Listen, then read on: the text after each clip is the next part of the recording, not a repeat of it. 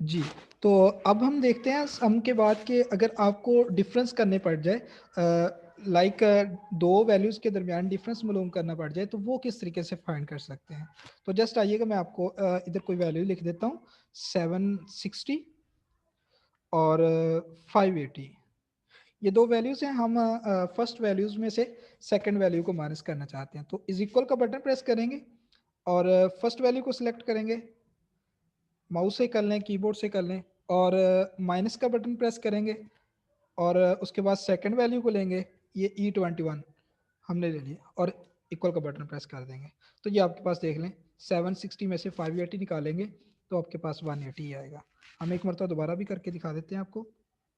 इधर करते हैं, इक्वल का बटन प्रेस करेंगे, करने के बाद ये फर्स्ट वैल्यू हमने सेलेक्ट कर ली, दरमियान में माइनस लगाएंगे और ये सेकंड वैल्यू प्लस माइनस कर दिया, ठीक है। और इक्वल करेंगे तो आपके पास क्या आ जाएगा, सम आ डिफरेंस आ जाएगा। इसी तरीके से अगर आप प्लस भी करना चाहें तो भी कर सकते हैं, first value plus second value, ठीक है। ये सेकंड वैल्यू होगी और एंटर कर दिया, ये भी आपके पास सम भी इस तरीके से मालूम हो सकता है। तो ये याद रखिए अगर आप बात करते हैं सर जैसे ये वाला फार्मूला लगाया है इज इक्वल सम और रेंज टू रेंज, तो बेटे सम तो हो सकता है लेकिन जो डिफरेंस होता है वो हमेशा 2 वैल्यूज के दरमियान होता है। तो मैं अगर डिफरेंस का फार्मूला लगाता हूँ बनाता हूँ तो किस हिसाब से बनाता हूँ, तो वो मुझसे पूछेगा किसको किससे निकालना है, ठीक है। तो डिफरेंस के लिए जो फार्मूला है वो इस तरीके से ही आप अप्लाई करते हैं जो कि आपने इधर देखा है कि यानी फर्स्ट वैल्यू और माइनस सेकेंड वैल्यू। तो इधर तक डिफरेंस वाले वैल्यूज में के वैल्यू वाले फार्मूले के अंदर आपको आई थिंक कोई कन्फ्यूजन नहीं होगी। जी, तो अब हम देखते हैं कि अगर हमें जो है एवरेज फाइंड करना पड़ जाए इन सारे नंबर्स की, तो वो किस तरीके से आप फाइंड कर सकते हैं, ठीक है।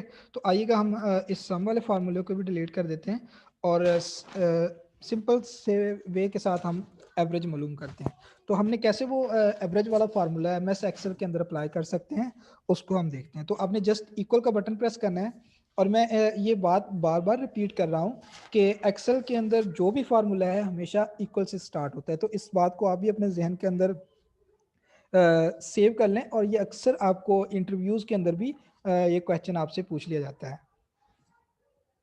तो आपने इक्वल का बटन प्रेस करना है और जस्ट अपने कीबोर्ड से एवरेज लिखना है।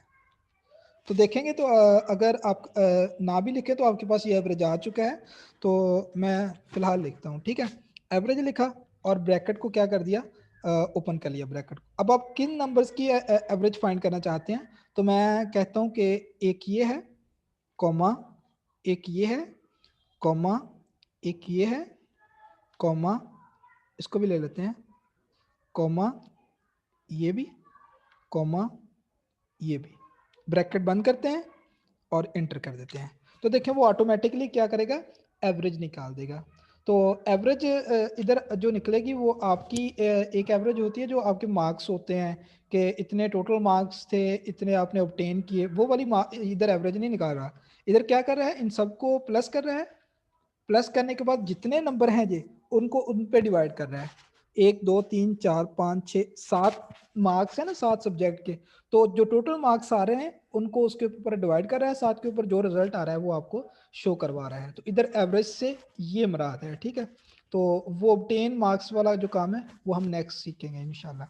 तो इस तरीके से वो उसने 62.5 निकाल दिया। हम एक बार तो दोबारा रिपीट कर देते हैं। अगर हम इस तरीके से नहीं करना चाहते, इसको हम चेंज करते हैं फार्मूले को कि हम उसको रेंज देते हैं कि यहाँ से लेकर यहाँ तक की जो है वो आप निकालो। तो आपको पता है जस्ट कि इस कॉलम का नाम आई से लेकर आपके पास डाटा जो है 7 से लेकर I7 से लेकर I12 तक है। तो आप जस्ट लिखेंगे I7 कॉलन लगाएंगे और I12 तक जितना भी डाटा है इसकी मुझे क्या कर दो, एवरेज फाइंड कर दो।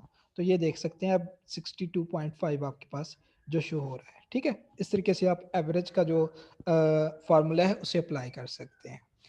तो ये था हमारा एवरेज का फार्मूला कि हमें एवरेज को हम किस तरीके से इसके अंदर शो कर सकते हैं।